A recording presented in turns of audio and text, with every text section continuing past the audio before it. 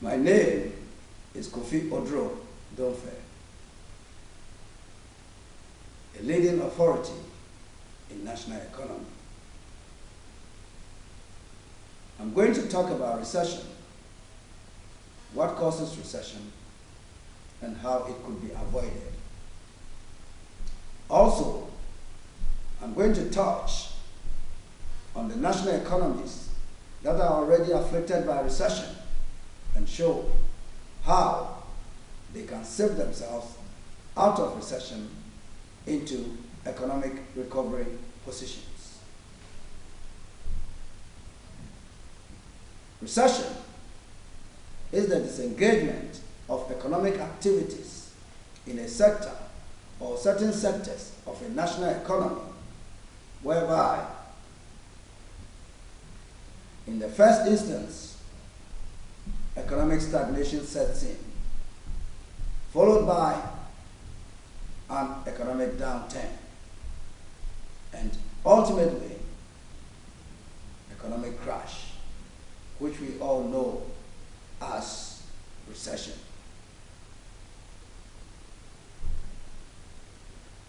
This leads to factory closures, service cuts, job losses, and finally, a sharp distress on the finances of the citizenry and the state.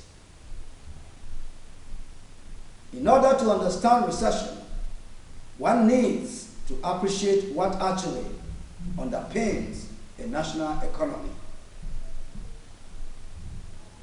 Every economy is underpinned by factors other than monetary, namely manufacturing, service, and/or territorial resources, also known as natural resources.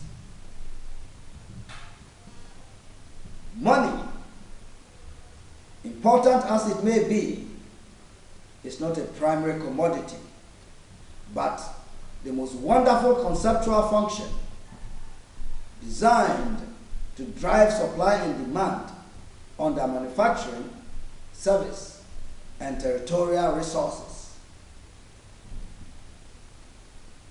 However, an economic policy or an economic behavior undermining supply and demand in any of the numerous aspects of either manufacturing, service, or territorial resources may stall consumer confidence and could also raise supplier doubts. When this happens, the result is stalemate and consequent economic turmoil. And this is exactly what happened to the British and the US economies at the peak of the subprime mortgages in 2008 and continues to prey upon them to date.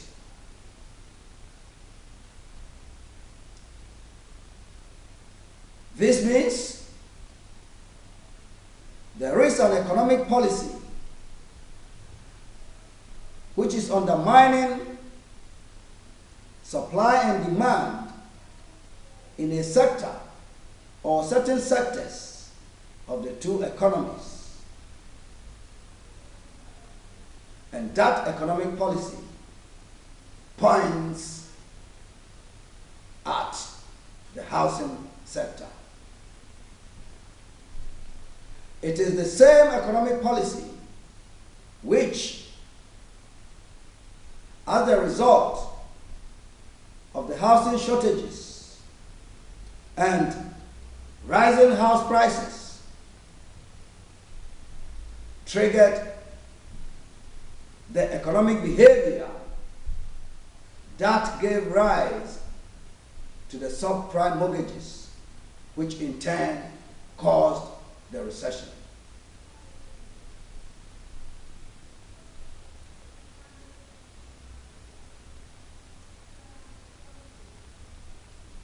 Following these series of incidents,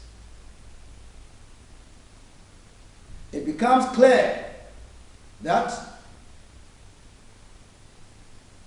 if the woeful consequence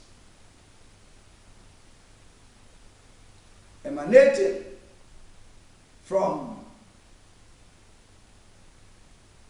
the housing shortages and rising house prices in Britain and the US had been identified in advance, monitored, and provided for, the current recession facing Britain and the US could have been avoided.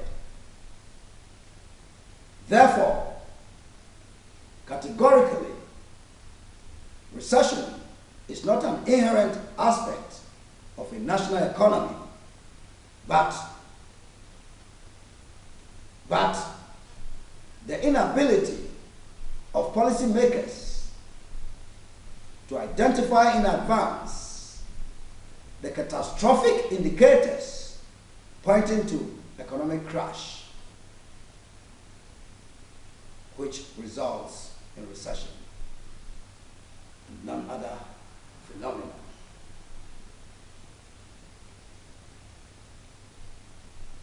Nonetheless, Britain and the US can still invoke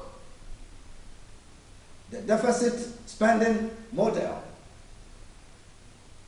I repeat, nonetheless, Britain and the US can still invoke the deficit spending model, which is said to have been around much earlier than Maynard Keynes, and invest in the appropriate area of the housing sector where the investment is required. Once the exact area of the idle capacity location within the housing sector is established and rightly directed, it will totally decondense the irritant capacity, distorting growth in the wider economies of the two nations.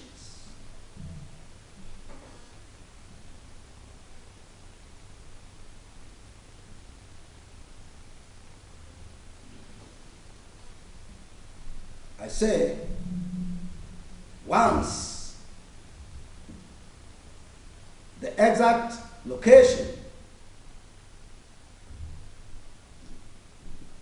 within the idle capacity area of the housing sector where the investment is required is established and rightly directed, it will totally decondense the irritant capacity, distorting growth, in the generating hundreds of thousands of jobs immediately, not in 2 years, not in 5 years, but generating hundreds of thousands of jobs immediately, as well as fiscal drag, direct taxation, and above all, a new class of private sector wealth for many who otherwise would have been poor. For those within the lower income bracket, it will cause house prices to fall to affordable levels, whilst ensuring the continuity of housing supply over demand. Thank you for listening.